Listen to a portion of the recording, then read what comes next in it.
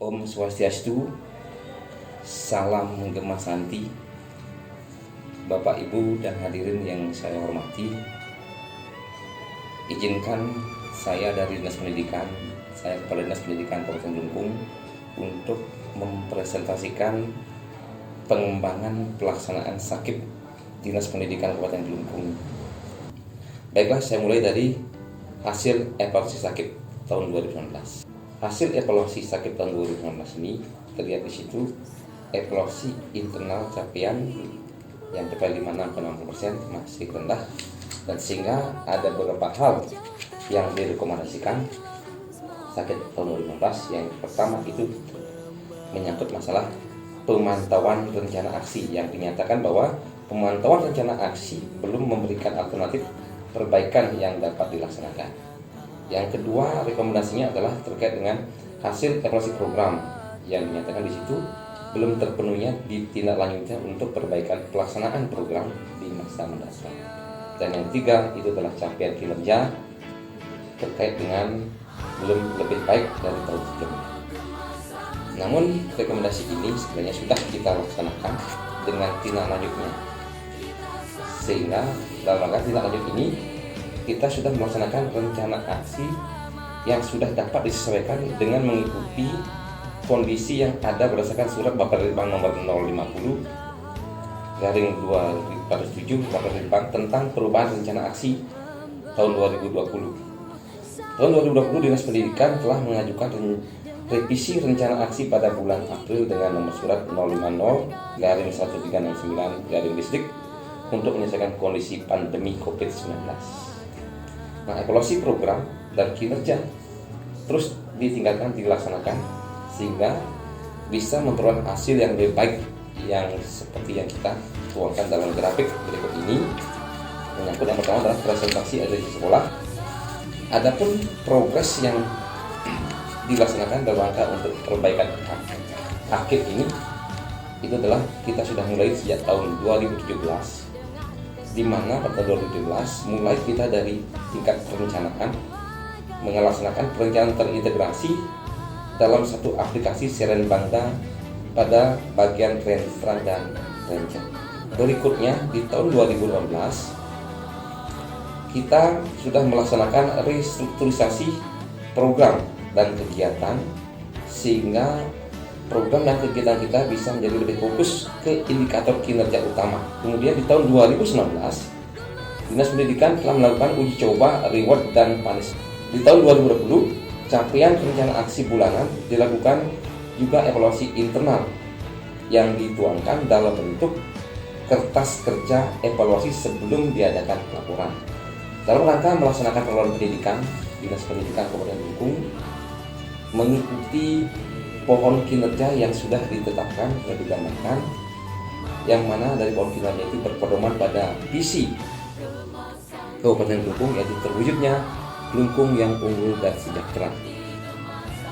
Dan pendidikan itu termasuk dalam misi kedua dari 5 misi yang tergabung dalam Pancasila Kabupaten Kelungkung, yaitu mewujudkan sumber daya manusia yang berkualitas dan berdaya saing. Sehingga Dinas Pendidikan Kabupaten Kelungkung dari pohon kinerja itu mempunyai misi, yaitu meningkatkan kualitas pendidikan masyarakat, yang nantinya dari misi ini dibagi menjadi 3 hal. Yang pertama, tujuannya adalah meningkatnya kualitas pendidikan formal. Kemudian yang kedua, meningkatnya partisipasi pendidikan PAUD, dan ketiga, meningkatnya tingkat pendidikan masyarakat. Jadi saya jelaskan lebih lanjut terkait dengan tujuan yang pertama, yaitu meningkatnya kualitas pendidikan formal.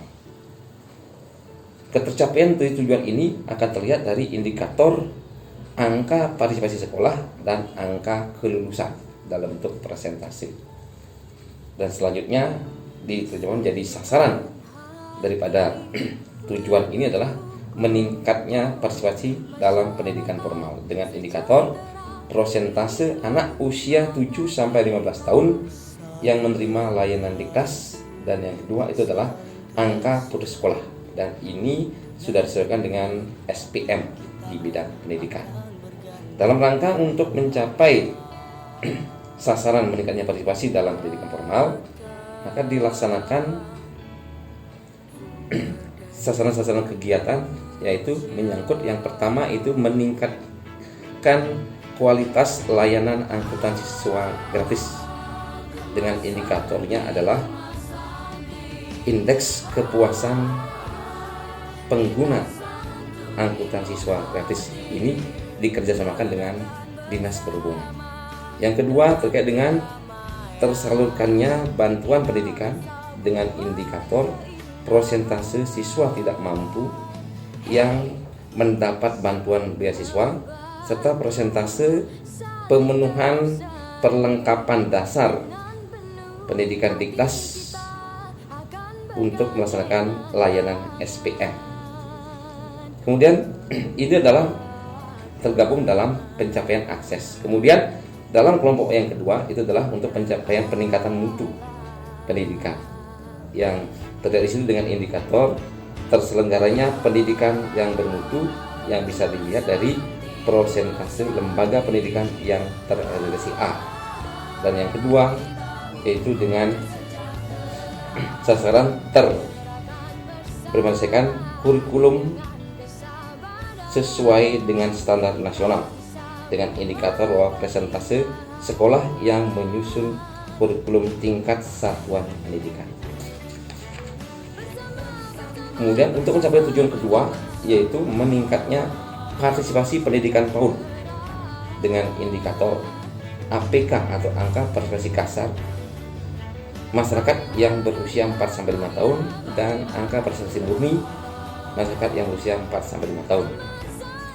Dengan dua sasarannya, yang pertama adalah meningkatnya mutu lembaga PAUD yang indikatornya adalah persentase lembaga pendidikan PAUD terakreditasi, dan yang kedua adalah meningkatnya partisipasi peserta didik dengan indikator anak usia 5-6 tahun yang menerima layanan PAUD. Berikutnya adalah mencapai tujuan yang ketiga yaitu pendidikan kemasyarakatan, itu dengan indikator tujuan adalah persentase penduduk yang memiliki ijazah minimal setara SMA.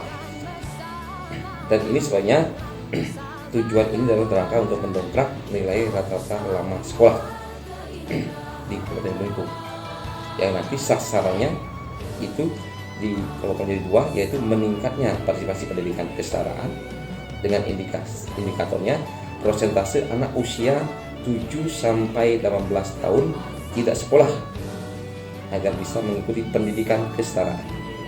Yang kedua adalah persentase penduduk yang lebih besar daripada 18 tahun atau putus sekolah mengikuti pendidikan kesetaraan. Kemudian sasaran yang kedua adalah meningkatnya mutu lembaga pendidikan non formal dengan indikator persentase lembaga PNF terakreditasi. Kemudian yang kelima yang terakhir perlu saya presentasikan terkait dengan antisipasi masa pandemi, maka beberapa strategi perubahan sudah dilaksanakan di Dinas Pendidikan. Yang pertama adalah penerapan protokol kesehatan di internal Dinas Pendidikan, mengatur sirkulasi udara ruangan, waktu kunjungan, dan jaga jarak. Yang kedua, kita juga melaksanakan penyesuaian layanan eksternal.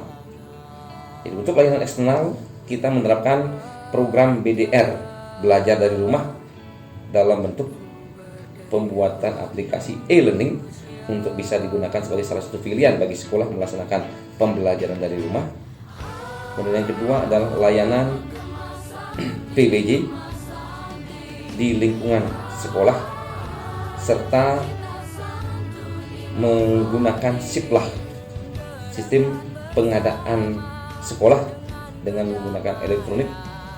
Selain itu juga dilaksanakan PPDB online, konsultasi secara online serta virtual meeting. Kemudian yang keempat, strategi perubahan yang kita laksanakan adalah mengefisiensi anggaran, sehingga dari efisiensi anggaran kita mengefisiensikan penggunaan anggaran pada Dinas Pendidikan sampai sebesar 22,5%. Kemudian yang kedua kita lakukan pengalihan anggaran dana BOS. Dan demikian 5 poin yang saya sampaikan presentasikan dalam rangka untuk pengembangan SAKIP Dinas Pendidikan sampai dengan tahun 2020.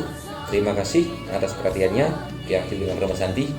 Om Santi Santi Santi Om. Salam Gema Santi. Damai.